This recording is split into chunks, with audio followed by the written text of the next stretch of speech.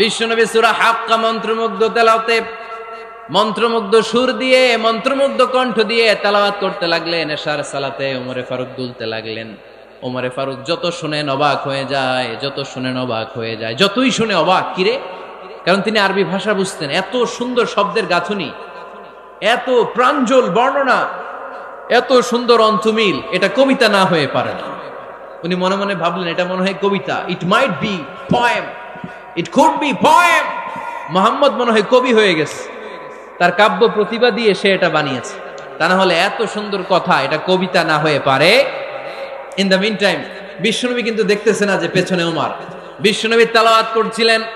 In the mean time বিশ্বনবী পড়ছিলেন ওমা হুয়া বিকাউলি শাইরিন কলিলাম মা তুমিনুন।